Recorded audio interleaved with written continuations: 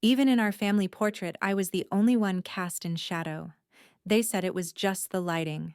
They hung it near the staircase of the Blake estate, framed in gold leaf, like some prized painting. I walked past it that afternoon the same way I had for years, never quite able to meet my own eyes in the photo. Something in my posture was off, even as a child. Tilted, apologetic, like I was already preparing to be cropped out. It was early March, the air still clinging to winter. The Blake Mansion white pillars, rose hedges trimmed like soldiers was a polished monument to perfection. I hadn't been home in over 3 months, not since the last incident, as Mother called it. But Brandon was getting engaged, and as always, I was summoned not as a guest, but as a utility. Help with the setup, Vivian had said, as if my presence had ever been decorative. The front door opened before I even knocked. "Oh," Vivian said. Not a hello. Just, "Oh." She looked past me, scanning for someone more important. "I'm here," I offered pointlessly. She blinked, gave a half smile, and motioned for me to come in like I was a dog that had wandered back from the woods. I stepped into the grand foyer where chandeliers glittered overhead and the smell of lemon wax coated the floors like armor. There were already signs of the engagement party: champagne flutes stacked on trays, monogrammed napkins, rose garlands half arranged on the mantel. "You'll help with the seating cards," she said, walking ahead of me, heels clicking like punctuation. "And don't argue with Marcy about the flowers. She's stressed." "I'm not here to argue." Vivian turned slightly. "Good." Dinner that night felt like performance art. Brandon was already there, all white teeth and cufflinks, talking about something his fiancé's father had said over golf. I took my usual seat end of the table, one chair closer to the window than the rest. Evelyn, Richard said, glancing up from his phone just long enough to register that I'd sat down. "Let's keep things civil tonight. I know family occasions. Bring out your moods." I clenched my fork. Vivian passed the wine without asking if I wanted any. Brandon didn't even wait for the roast chicken to be carved before smirking. At least she remembered how to use utensils. Progress. Everyone laughed except me. No one saw the years between the lines in my clenched jaw. The dinners I'd eaten alone. The graduations unacknowledged. The birthdays overshadowed by Brandon's illnesses, internships, broken ankles, promotions. Like the time I turned 10. The clown was already booked. The cake decorated the guests arriving until Brandon fell off his bike and broke his arm. The party was canceled. I spent that birthday beside his hospital bed, watching his IV drip as my cake hardened at home. I pushed my food around my plate. "Still thinking of art school?" Richard asked, half amused, half condescending. "I graduated, Dad. 3 years ago." "Well, it's impressive how much nothing you've managed to become." That was his gift, saying cruelty with the tone of business efficiency, as if disappointment were simply a spreadsheet result. I excused myself before dessert. Upstairs, the hallway creaked with old secrets. My childhood room still smelled faintly of turpentine and dry paper from a dozen sketchbooks I hadn't touched in years.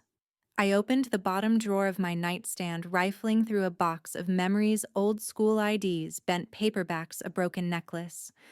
Then I saw it. A letter. Pressed flat inside an old scrapbook, sealed but unaddressed.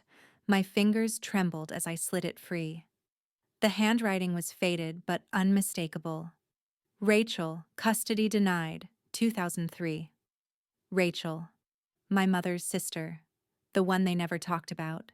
The one who used to braid my hair and whisper, 'One day I'll take you away from this.'" I froze. Everything inside me went cold, like the moment before a storm breaks. They kept their truths behind mahogany doors. I opened them with gloves. The study had always been off-limits. As a child, I once pressed my ear against the cold wood, while Richard barked instructions on the phone. I had sat there for what felt like hours, waiting for someone to remember I existed. The day I was caught, he didn't scold me. He simply closed the door harder the next time. Now, for the first time, I held the knob without fear. My parents had left for Charlottesville that morning, a short mental reset as mother put it. Brandon had taken his fiancée to her parents' lake house. The mansion was still the kind of quiet that made you realize how loud most lives really were. The only sound was the hum of the air conditioning and the occasional groan of the old wood beams settling above. I slipped into the study during the golden hours of afternoon light.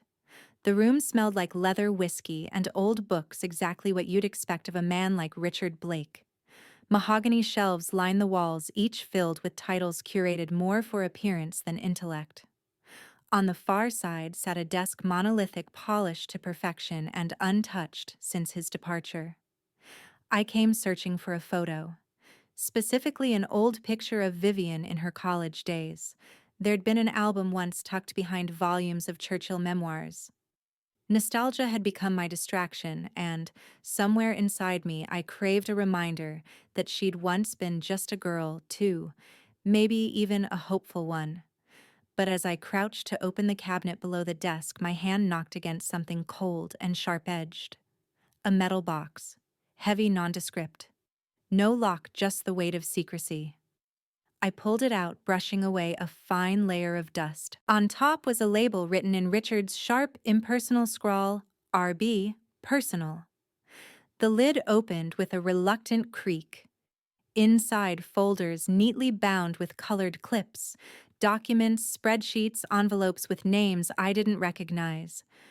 I paused only a second before pulling on gloves from my coat pocket. I'd started carrying them since college, a habit from working in the studio. Now they felt like armor. The first folder was labeled CCB Holdings.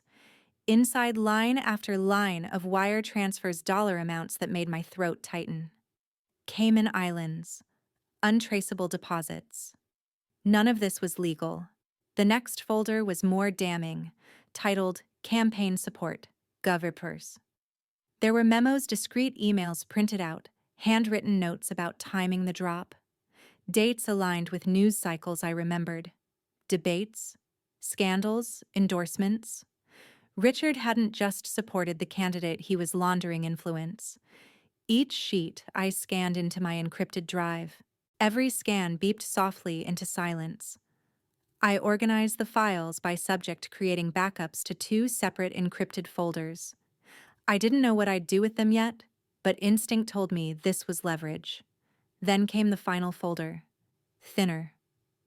A fax with faint ink dated years ago but still legible. Donation routed via Cayman. Clean. Beneath it, scrawled in cursive far too graceful to be Richard's Vivian Blake. My chest tightened. That signature, that calm looping script was on every holiday card she ever sent. She hadn't just known. She'd participated. I leaned back, spine stiff against the leather chair. The room felt colder than when I'd entered. I remembered her handing out holiday cookies to staff while planning campaign donations through shell accounts. There was no innocence in that smile. Never had been. The sun had dipped beyond the window panes, casting the room in a hushed orange. Shadows stretched like questions. I slid the folders back, carefully replaced the box, wiped the handles, and exited the study as if I had never entered. But I didn't go upstairs. Instead, I booted up my laptop in the guest bedroom, connected to a VPN, and opened the encrypted inbox I hadn't touched in over a year. The recipient field blinked. To Shadow Justice, securemail.net, attachment 3 PDFs. I hovered my cursor over send, then clicked, and everything changed. My mother taught me to stand still in front of mirrors, but never how to look back. The mirror in my bedroom stood as tall as I was, framed in antique silver, slightly tilted so the image always looked like it was trying to escape. It had been there since I was 8. Every morning before school, I was expected to stand before it, hands at my sides, chin slightly raised as Vivian adjusted my shoulders and corrected my posture like a sculptor inspecting a flawed statue. "Breathe from your ribs, not your belly," she would say. "Real women don't rise and fall like fishermen's wives." Back then I obeyed because I thought stillness was the price of acceptance. Now at 28, I stood in front of the same mirror wearing the gown my mother had chosen for Brandon's engagement party.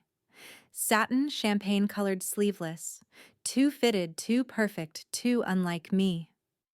It shimmered under the last rays of the setting sun, like it was trying to belong to someone else. I tugged at the waistline, hoping it might loosen if I wished hard enough. There was a soft knock on the door. Vivian didn't wait for me to answer.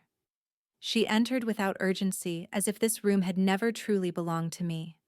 Her heels clicked softly against the hardwood floor as she approached, gaze scanning me top to bottom. "That hem," she said, frowning. "Too high on the left." She reached over and adjusted the fabric herself, brushing my arm like I was a mannequin she didn't quite trust. "The sleeves are uneven," she added, smoothing the material with military precision. "Did you breathe wrong while trying it on?" I stood still. I replied flatly. She hummed, non-committal. "We'll have it fixed. Or change the angle of your stance sometimes. The problem is in the person, not the clothes." Vivian circled me once, then stopped behind my shoulder, staring into the mirror like she was looking for something I had failed to become. "You'll be at the front table tomorrow," she said. "Smile when Brandon speaks. Don't fidget with your glass.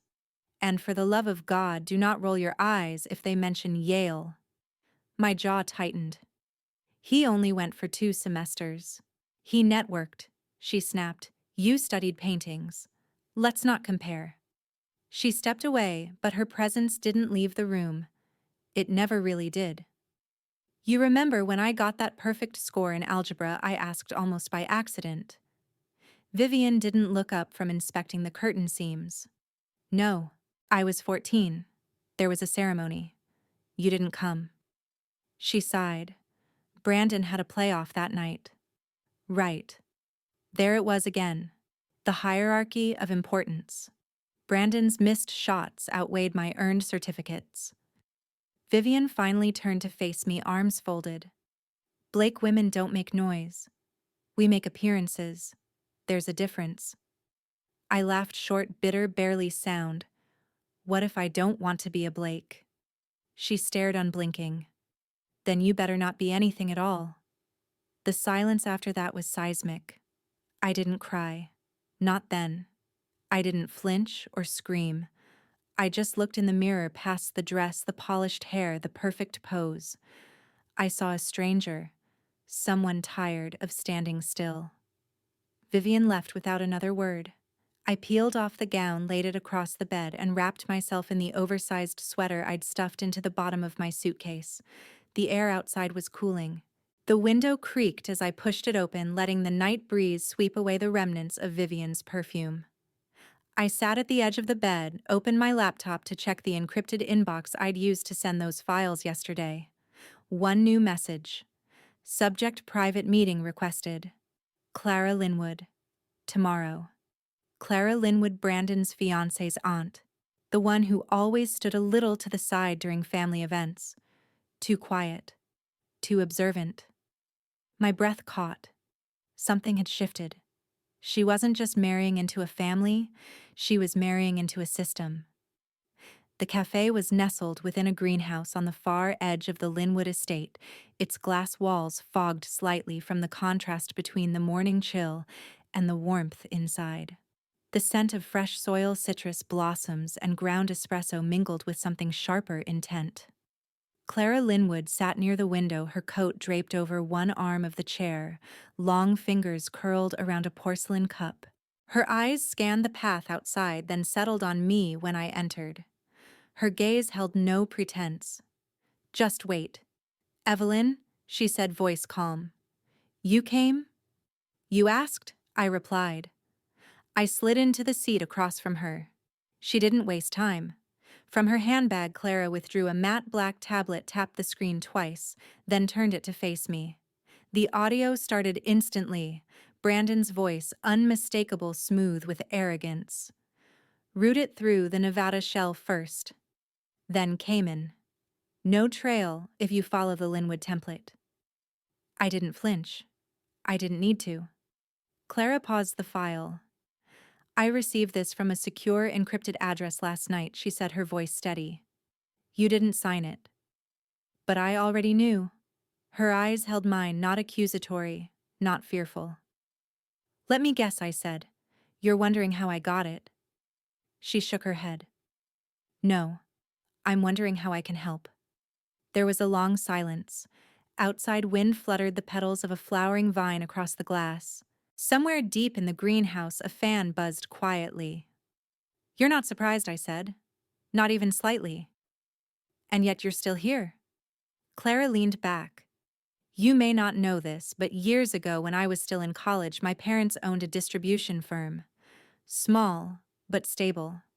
Until Richard Blake decided he needed our territory.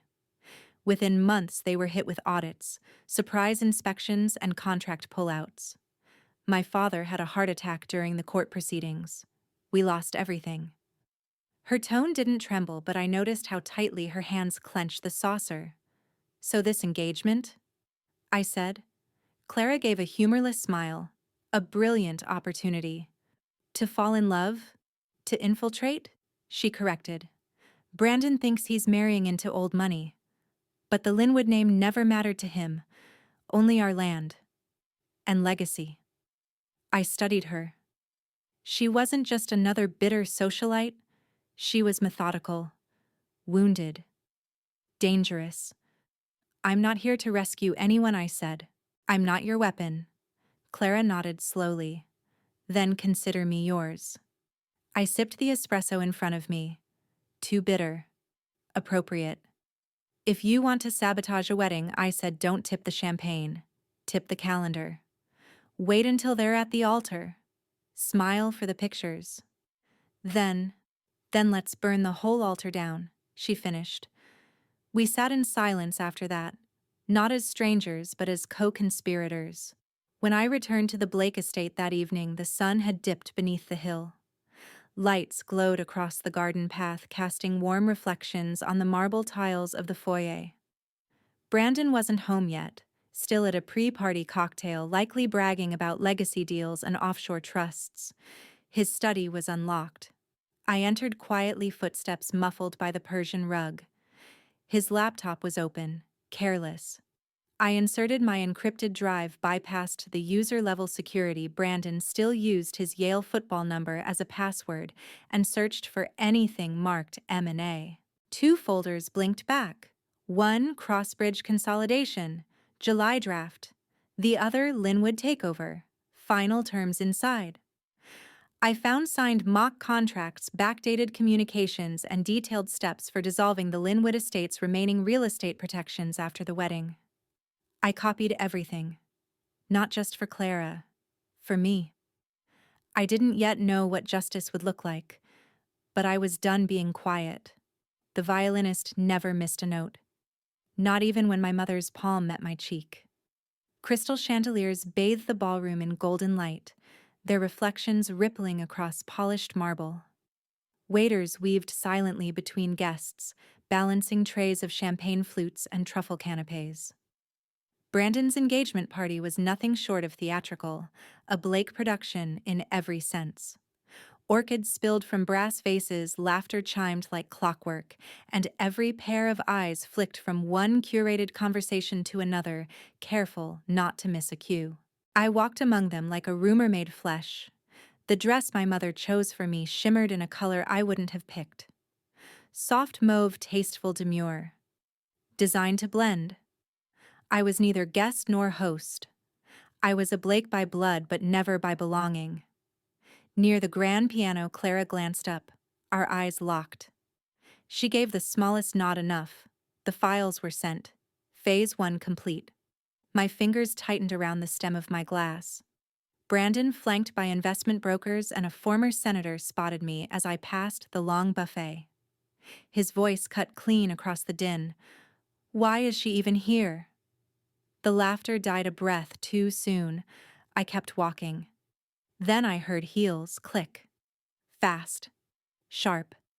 Vivian Blake's silhouette emerged through the crowd, a vision of poise draped in silk and diamonds.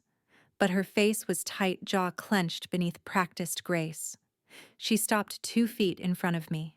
Evelyn, she said loud enough for the string quartet to falter, for just half a bar you've embarrassed this family for the last time. Before I could respond, her hand rose. The slap echoed. Somewhere, a camera clicked. The violinist played on, unwavering. Heat bloomed across my cheek, but I didn't move. Not even a flinch. Brandon gave a slow, deliberate clap. "Bravo," he said, raising his glass. "Mother of the Year." Richard stood by the bar, sipping a Bordeaux too old for the occasion. Eyes distant. He didn't look at me. He didn't look at her. Just stared into his glass as if it might answer for him. The crowd began to murmur. A few guests turned away, pretending fascination with the dessert table. I reached up, tucked a strand of hair behind my ear, and adjusted the neckline of my dress. Then I smiled, calm, closed-lipped, the kind of smile that says, "This is the last time you'll ever touch me."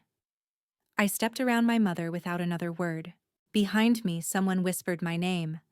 A photographer hovered uncertainly, unsure whether to document or disappear.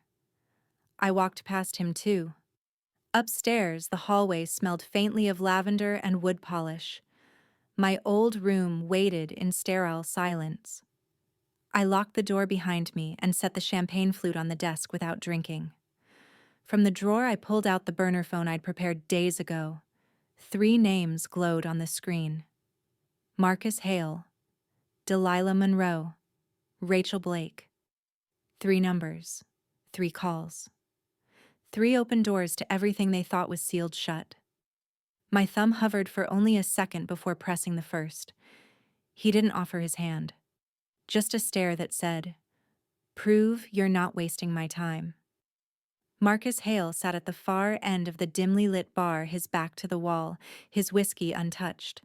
The low hum of jazz played overhead, and every third bulb in the ceiling flickered as if by design. This place wasn't listed on maps. It didn't need to be. The entrance was a back door behind a florist, 2 knocks and a pause. I spotted him instantly. Same military-cut hair, same uncompromising posture I remembered from the photo Rachel once kept in her drawer, a man too sharp for the halls he walked. I slid into the booth across from him. He said nothing, just looked. I didn't wait for an invitation. From my coat, I pulled out the envelope. Not the flashy kind, plain manila, no labels. Just wait. I placed it between us, let it rest. Marcus didn't touch it. Not yet. "You vetted me before I walked in," I said. Checked my voice on the call, ran the plate on my car, pulled the anonymous messages from 7 years ago. His eyebrow twitched barely. I was 17 then. "I sent the first file the day after Rachel's appeal was denied. You never responded." "I get a lot of files from a lot of angry nieces," he said finally. "Most don't come with context. Or credibility."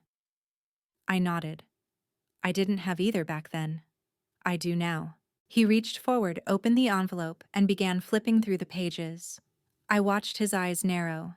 Kwai Jen. Corporate rerouting. Phantom donations tied to political campaigns in North Carolina and Nevada. And then, he stopped at a name. Dolan. This was in 2014. That's not recent. "No," I said. "But the structures are identical to what's happening now. Same shell companies. Same offshore account names down to the typos." He leaned back, folding the documents with more care now. "I'm not here for revenge," I said. "I'm not here to save my family's name either. I'm here to make sure people like Vivian Blake don't buy silence the way they buy houses." His stare sharpened. "You realize you're implicating your own mother. She made me collateral damage a long time ago. This is just my refusal to stay that way." He didn't answer right away. A waiter dropped off a second glass without being asked. Neither of us drank. Finally, he said, "You're asking me to reopen a case that closed with a sealed federal order. That's not a light ask. I'm not asking for an indictment tonight. I'm asking you to look." Marcus folded the folder and tapped it once against the table. "I'll need more than bank statements and a teenage theory." I hesitated, then slid out the smaller envelope. "This is from Brandon," I said. He didn't know he was being recorded. Clara Linwood, his fiancée, left her phone under the bar. Marcus opened the envelope and inserted the flash drive into a pocket reader. The clip was short, just under 2 minutes. I'd memorized every word. Brandon's voice crackled faintly through the speakers. "You think the FBI doesn't know? Of course they do. Half those guys were at our vineyard last summer. They drink our wine, kiss our rings, and sign off on whatever we want. They're just part of the structure now." Marcus didn't blink. He closed the reader, returned it to the envelope, and placed both hands flat on the table. Silence settled again, but this one was different. He wasn't calculating how to end the meeting, he was weighing. Finally, he said, "Now you have my attention." Delilah didn't greet me. She just slid a flash drive across the table. We sat in a cramped editorial room inside a fading brick building on K Street. The kind of place once gilded by Pulitzers, now choked with budget cuts and fluorescent fatigue. Outside, the spring sunlight bounced off glass towers. In here, the light flickered behind stained blinds and the air smelled faintly of printer ink and desperation. Delilah Monroe looked up only long enough to gauge whether I was worth the time. No handshake, no pleasantries. Just a hard stare and a silver sand disk that landed between us with a soft clink. "I assume you've already listened to it," I said. She leaned back, arms crossed. "I've listened, decrypted, scrubbed metadata, and verified voice patterns against 6 other known Brandon Blake recordings. It's clean." A thin man in wire-rimmed glasses sat behind her, typing on a laptop. Delilah's technical assistant, nameless to me but clearly essential. He gave a small nod as if to confirm what she said. I picked up the drive, turned it over in my palm. "Then why haven't you run it yet?" Delilah's smile was dry. "Because I'd like to keep this office. And both my kneecaps." I knew what she meant. "The Blakes didn't sue you for libel. They bled your advertisers, bought your board, whispered your name into donor dinners, and let entropy do the rest. I'm not asking you to run it," I said. "I'm asking you to let me publish it. Under your byline." That caught her attention. Her brows lifted. Finally, something broke the static. "You want to ghostwrite a death wish? I want to ghostwrite a reckoning," I said evenly. I reached into my bag and pulled out a folder, another heavier collection of files, wire transfers, LLC structures, dated memos, and cross-emails from shell company directors. All legally gray, morally black. "I've got enough for 3 features," I said. "One for the tabloids, one for the watchdogs, and one just for the court of public opinion." Delilah flipped through the pages with practiced speed. Her fingers stopped on a headline scribbled in pencil. "The Blake Doctrine, How Power Buys Silence." "That yours?" she asked. "Yes," I said. "And yours, if you want it." She didn't smile. Not really. But something in her face shifted, a flicker of old adrenaline, the kind that made journalists crawl through war zones and corrupt courts for a lead worth bleeding over. "We'll need legal review," she murmured. "I already retained someone," I said. "Pro bono. Former DOJ." The assistant turned his laptop so we could both see the waveform of Brandon's voice digitized and authenticated. "There's no splice. It's airtight." Delilah leaned forward now, elbows on the table, fingers steepled. "You really think this will do anything? It won't fix what they took," I said. "But it might stop them from taking more." She studied me for a long moment, then pushed the flash drive back. "Fine. You're lead writer. But we control timing, tone, and distribution. I won't burn my network on a vendetta." "It's not a vendetta," I said. "It's an audit." The assistant hit a few keys and the file uploaded into an encrypted directory. On the second screen, names began populating. 12 journalists across 6 different publications, all with contacts inside legal, political, and corporate sectors. Delilah had activated her ring. She sat back, almost amused. "They've got lawyers." I nodded. "And we've got truth. Plus one name they can't buy, which is mine." Delilah gave a single flat laugh. "Cute." Her finger hovered over the mouse. "Once I hit send, this doesn't come back." I looked her in the eye. "That's the point." She clicked. Somewhere in 6 cities, 12 inboxes lit up. I read the contract 3 times. It was brilliant because it was blank, where it mattered most. The firm occupied the 12th floor of a marble gray building nestled between embassy townhouses and overpriced boutiques. Miles Keaton's office was glass-lean and silent. Everything about it whispered neutrality. No diplomas on the walls, no law books cluttering shelves. Just 3 chairs, a steel desk, and a man whose eyes moved faster than his lips. Clara sat beside me, her hands folded tightly in her lap. The folder rested on the table like a sleeping grenade. Miles flipped through the prenup, scanning each clause with surgical precision. "This is clever," he muttered. "How clever?" I asked. He didn't look up.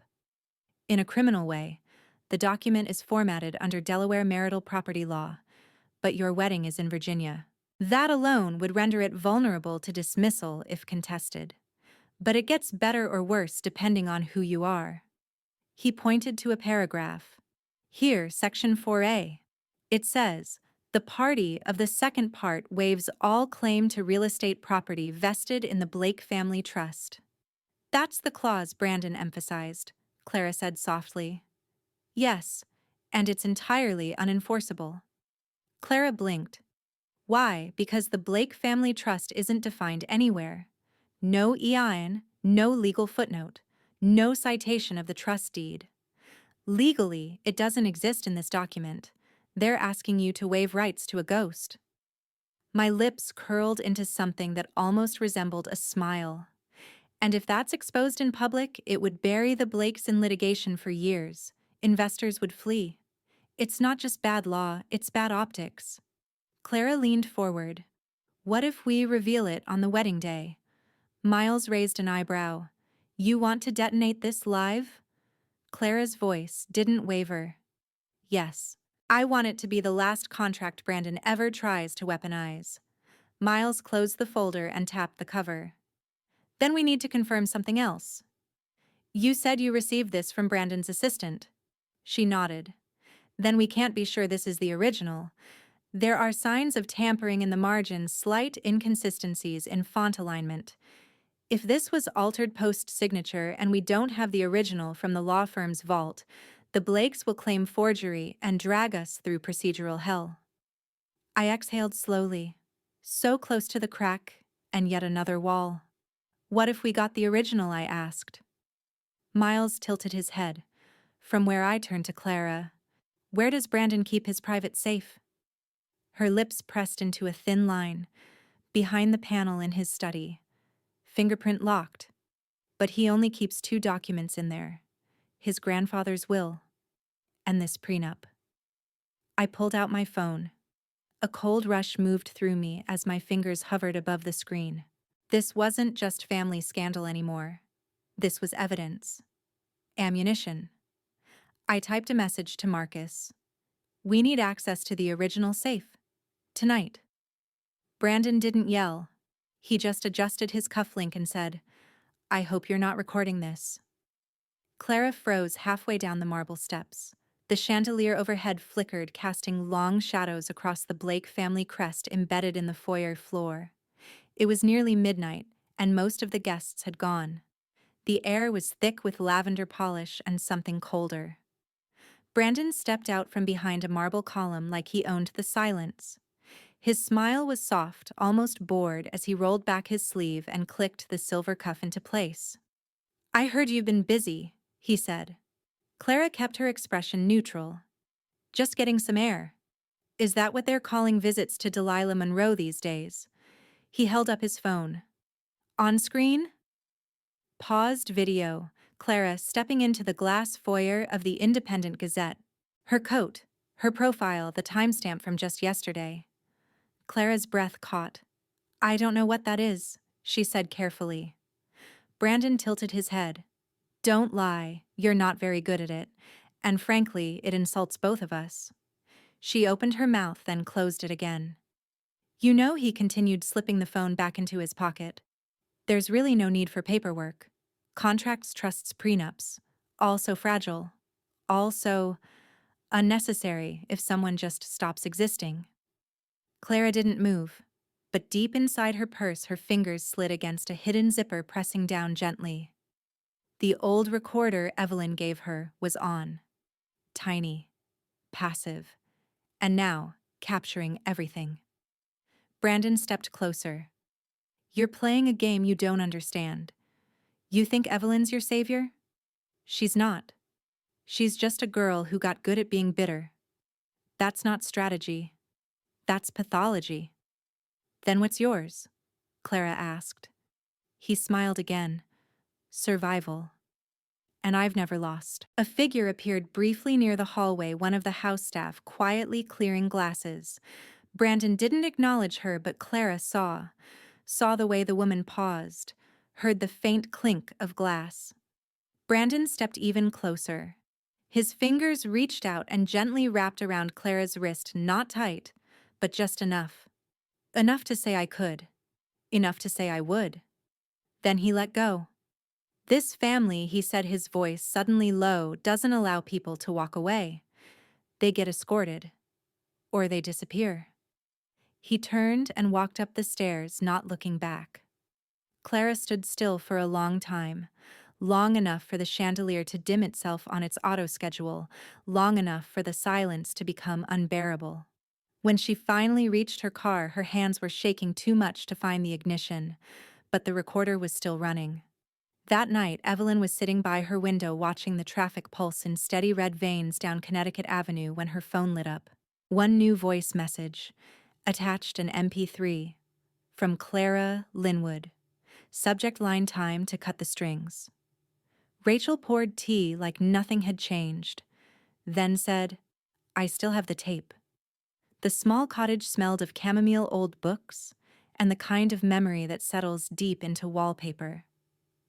The living room was dim lit only by a desk lamp with a pleated shade. Faded photos covered the walls. Rachel with my mother as teenagers. Rachel holding a baby wrapped in pale yellow. Me, before I was taken back. Delilah sat across from me, hunched over a legal pad, the journalist in her twitching for the headline before the facts. But she was smart enough to wait. Rachel returned from the kitchen, her gait steady despite the years. She handed me a chipped teacup, then sat down slowly in the armchair beside the fireplace. Between us on the coffee table sat a small gray cassette recorder. Nothing digital, just analog wheels and a label that read, in faded marker, June 2004. I kept it because I didn't trust the system, Rachel said. And I was right. I nodded toward the tape. What's on it? Rachel looked at me the way people do when they're about to hand over a loaded gun. Your mother. Threatening a witness. The coroner's assistant, actually. Telling her to retract testimony that would have suggested foul play in the Carver death. I glanced at Delilah. Her face had drained of color. You're saying Vivian covered up a murder? Delilah asked. Rachel gave a thin smile. I'm saying she made sure no one would ever prove one happened. Delilah leaned forward, lowering her voice. If that tape's real, if we can verify it's unaltered, it's the keystone. The story won't be about corruption or finance anymore. It'll be about obstruction of justice, intimidation, conspiracy. The entire Blake empire collapses in days. The tape recorder sat like a bomb between us. I looked at it then, at the women beside me. Something in me shifted. For years I'd wanted justice. But this wasn't just about what had been taken from me. This was about what had been buried to keep a name clean. No, I said quietly. We don't just release it. We orchestrate it. Rachel tilted her head. Explain. We time it with the prenup leak. The Delilah article, Clara's statement, the financial documents. We make it impossible for them to plug all the holes. 1 story is a scandal. 5 is collapse. Delilah scribbled furiously. A cascade release. Rachel, however, remained still. She took a slow sip of her tea, then said, Then you must be ready to become everything they feared you would be. Her words landed like a warning or a prophecy. I stood suddenly aware that my hands were trembling. I reached forward and picked up the cassette. It felt heavier than it looked, not just in weight, but in consequence. Are you sure this is the only copy I asked? Rachel met my gaze. No, but it's the one that matters. I nodded, turning toward the door. The wind outside had picked up, rustling the birch trees around the cottage. My phone buzzed in my coat pocket. I pulled it out and read the screen. One new message: Marcus Hale got in. Original contract secured. Safe was clean. Details soon. My grip tightened around the cassette. The pieces were falling into place. And for the first time in my life, I wasn't walking into a fight, I was building the battleground. The dining hall shimmered beneath the crystal chandeliers, their light scattering like fragments of illusion across the walls. 40 people, family legacy partners, smiling strangers with last names that ran hedge funds and super PACs, sat around a single long table, their cutlery poised like instruments of judgment. This was supposed to be a celebration. Brandon and Clara's engagement, the merger of bloodlines and fortunes. A Blake tradition, dazzle then dominate. I stood at the head velvet napkin still folded beside my untouched plate. My voice was calm, practiced, lethal. From my clutch I drew a small speaker. Pressed play. At first only static. Then her voice, my mother's, cut through the hall with surgical precision. I don't care what your testimony says. You'll say what I tell you to say, or you'll never work in this city again. You think they won't believe me over you? Forks paused mid-air. Chairs creaked under shifting weight. Another voice trembling. But the coroner's report, Vivian again, is what I write it to be. Do we understand each other? Someone at the far end choked on their wine. I saw Aunt Josephine press a hand to her chest. Across the table, Vivian sat stone still. Her eyes didn't flicker. Not denial. Not guilt. Just rage, cold and ancient. Brandon rose, face flushed. That recording is a fabrication. Clara stood. She held up a folder, opened it, and placed it flat on the table. This, she said, voice steady, is the prenuptial agreement your lawyers made me sign. Except, this isn't the version I signed. She pointed to the signature block. This page was swapped. My copy was doctored. Gasps bloomed like gas leaks across the table. Brandon lunged, but she stepped back, lifting her phone. Try to grab it. Please. He stopped. The room watched. Richard, our father, remained seated. He poured himself another glass of Cabernet, stared into it like it might offer a way out. I scanned the room. Politicians, investors, matriarchs, each calculating the risk of being associated with rot. Some were already standing. Some were already walking out. I was raised in this house to keep my mouth shut. I said, the speaker now quiet in my hand. To smile. To play the quiet, thankless daughter who doesn't disturb the tapestry. But truth doesn't stay buried forever. I turned to face my mother. For years I was told to stay silent. Tonight, silence ends. The room held its breath. Then outside the arched windows, blue lights flickered against the hedges. The shriek of tires on gravel. A series of heavy doors slamming. Then the unmistakable authority of federal voices cutting through the night. Footsteps approached. Marcus Hale stepped into the hall wearing a black suit like armor, a badge clipped to his belt. His voice echoed like a verdict, Vivian Blake. We need to talk. I taught you better than this, she hissed, but you were always a disappointment. The door clicked shut behind me. Vivian Blake stood beside her desk, framed by walls of diplomas and curated oil portraits, a grand woman in a shrinking room. Her hair was perfectly set, lips painted a color that dared anyone to contradict her. But the mask cracked at the corners, and beneath the foundation fury pulsed. I gave you everything, she snapped, taking a step forward. I carved your path with my bare hands, and you repay me by dragging this family through the mud. You carved a cage? I said calmly. One shaped like your expectations. She scoffed. You want to be like Rachel, chained to failures and cheap convictions. I blinked. The room smelled of lilac and old paper. My hands trembled just slightly, as they always had in here since I was a girl, waiting for approval that never came. You didn't save me from Rachel, I said. You saved yourself. From the shame of a custody loss, from having to admit someone else might have loved me better. Vivian's jaw tightened. She would have ruined you. She gave me my name back when you tried to erase it, I said. She sat with me under the stairs when you locked yourself in this very office. She told me, they won't keep you forever. And she was right. Vivian moved toward the cabinet, pulled out a leather file, slid it onto the desk. Read it, she said. Every move you've made, every leak, every ally, you're not as clever as you think. I have documentation, enough to make you disappear in ink. I didn't flinch. I have something too, I said. Something you thought was burned. Her breath caught. She tried to hide it, but I saw the flicker. A hesitation quick as a blade. What did you keep, Evelyn? The recording of your meeting with Senator Cartwright, from 2005. Her voice dropped to a whisper. That file was destroyed. I smiled softly. You destroyed the copy, not the master. For the first time, she looked small. Not weak, never weak, but cornered. And she hated corners. You think this makes you strong? She spat. You think power is earned with blackmail and revenge. No, I said, stepping closer.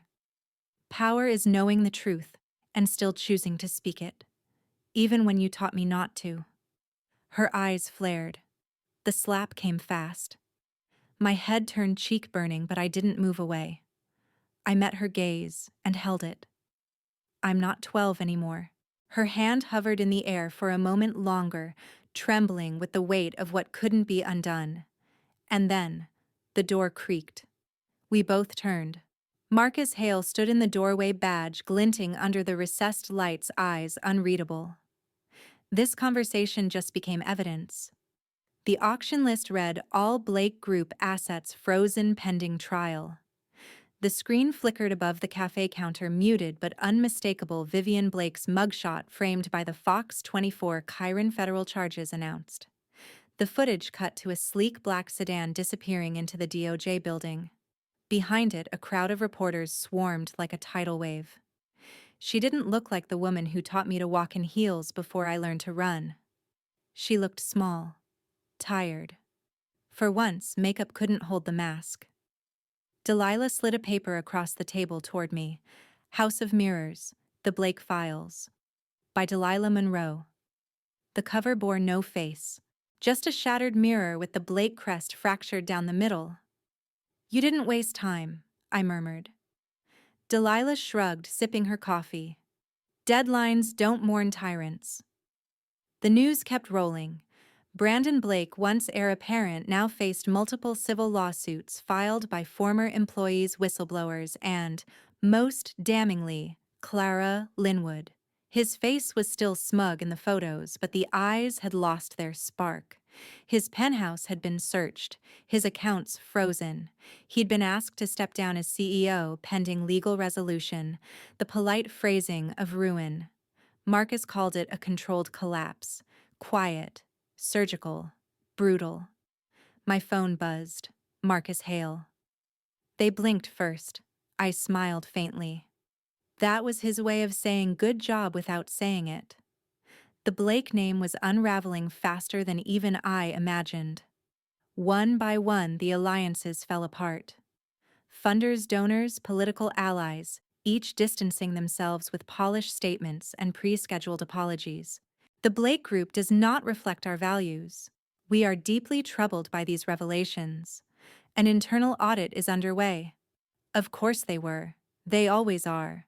When the wolves smell blood. I drove back to the estate in silence. The iron gate stood half open. No security. No valet. The grass was uncut. Inside, the air had changed. Stale, bitter, the perfume of a dynasty's corpse. I wandered through the ballroom once filled with guests now echoing my steps. Past the portrait where I once stood in shadow, past the dining room where truth had been served like poison wine, past the locked door I'd never dared open. Vivian's study. The handle turned easily. She hadn't locked it. The room smelled of lacquer and lilac.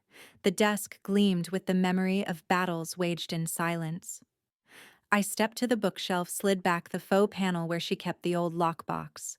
The key still hung behind the portrait of her and Brandon, arms wrapped like they were sealing a deal. Click. Inside documents. Letters. Contracts. And one envelope labeled Last Will and Testament. I sat on the leather chair she used to occupy like a throne. Slid the document out. Read it once. Then again. My name wasn't there. Not even in the footnotes. No clause, no fund, no token acknowledgement. It had never been part of her plan. She had erased me long before I ever stood up. I kept the painting. Not for her. For me to remember what I outgrew. It hangs above my writing desk now, slightly off-center frame, chipped from the move. The portrait of Vivian Blake seated in cold regality, eyes fixed on something beyond the canvas as if she refused to see anything beneath her. Years ago, I would have curled inside at the sight of it. Now I study the details like a stranger. She was always good at pretending permanence. The apartment is smaller. A fourth-floor walk-up with creaky stairs and water pipes that hum at night. But it's mine. No alarm codes memorized from childhood. No footsteps echoing judgment down long marble halls. I choose the curtains. I burn my own toast. Clara's message came in that morning. A selfie in a white suit. No veil. Her fiancé, a woman with wind-tossed curls, was holding her hand and laughing. The caption read, "No contracts. Just choice." I smiled. Across from me, Rachel poured tea like she had 1,000 times before. Always the same way, hot first, then milk, then sugar. A ritual carved through years of noise. She didn't mention the Blake name anymore. She didn't need to. "They tried to bury you, Evelyn," she said, "but they never imagined you'd bloom." I looked around the room. Books stacked in uneven towers. A small herb garden on the fire escape. A corkboard lined with red string and articles, some framed, some torn, some crossed out with thick strokes. My story had become the footnote in theirs, and I was fine with that. Delilah had called 2 days earlier. "How does it feel to be the first daughter to overthrow an empire?" "Tired," I said, "but clean." Now she sat across from me, fiddling with a pen. "If you were to write the sequel," she said, "what would it be called?" I leaned back. Maybe, "What Was Left After the Fire," or "Unwritten Rules." Something honest. Something that doesn't need my family's name to sell. Delilah laughed. "Now that's a bestseller." I didn't laugh back. I reached into the drawer, pulled out the old family photo, the one where I stood in the shadows. The edges were worn corners bent from too many moves. For a long time, I'd kept it out of some twisted loyalty, a reminder of how invisible I'd been. But today, I saw something else. Me, off to the side, expression flat, hands folded. And yet I was there. I had always been there. I stepped out to the fire escape, lighter in hand. The photo curled quickly. First Vivian's face, then Brandon's, then mine. Not rage, not vengeance. Release. The flames whispered finality, smoke rising into the spring sky like breath finally exhaled. Rachel didn't ask what I burned. Delilah said nothing. We just sat in the stillness. Cups empty, wounds quieter. My phone buzzed. A message. State Election Registry. A new name has entered the race for the State Ethics Committee. Candidate Evelyn Blake. They asked if I wanted to change my last name. I said no. I'm redefining it. The question came softly, without malice, just protocol. A clerk at the registrar's desk, flipping through paperwork, checking one final box before the ceremony. She didn't look up when she asked. Probably hadn't read the headlines. Or maybe she had and just didn't care. I appreciated that. No, I said, then paused. That name doesn't belong to them anymore. Outside the chamber doors, I could hear the low murmur of ceremony shoes on marble, polite applause voices smoothed by decades of diplomacy. Inside the room was wood-paneled and still warm with the weight of history. The State Ethics Committee wasn't exactly glamorous, but it was real. It had teeth. And today, it had me. Marcus sat in the second row, unreadable as ever, but not detached. When our eyes met, he gave a single nod.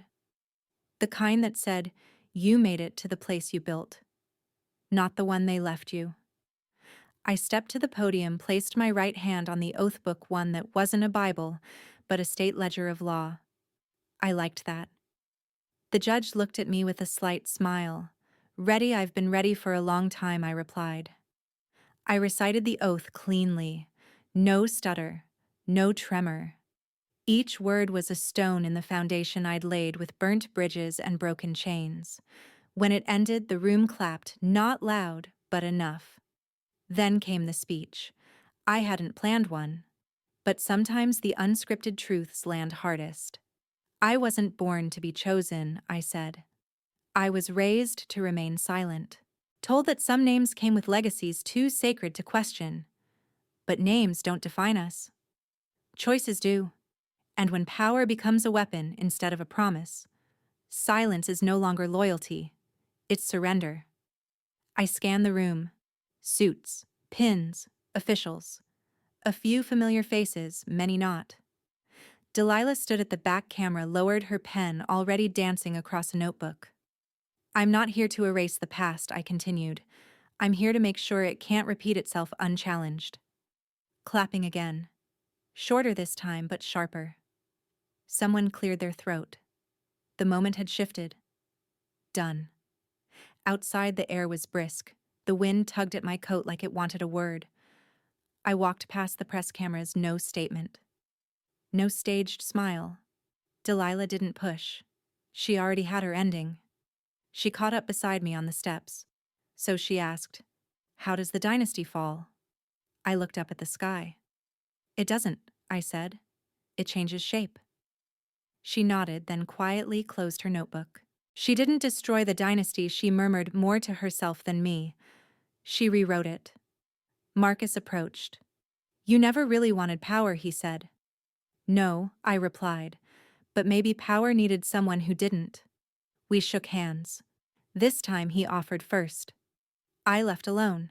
No security escort, no chauffeur, no flashing lights, just the sound of my heels on concrete, steady and owned. At the end of the block I stopped. A new sign had gone up. White wood. Fresh paint.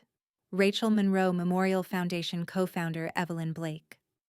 I stood there a moment longer, and then I walked on. The name she once feared became the banner she carried into justice. Evelyn didn't erase her past, she used it as kindling to ignite a reckoning long overdue. Because when injustice meets relentless truth, no dynasty, no reputation, no lie can remain untouched. Like the final chord of a long-forgotten melody, justice may arrive late, but it resonates long after the last note fades. Sometimes all it takes is one voice refusing silence to end generations of manipulation. Like, share, and let us know your thoughts. Comment 1 if you felt seen, or 2 if the ending left you wanting more.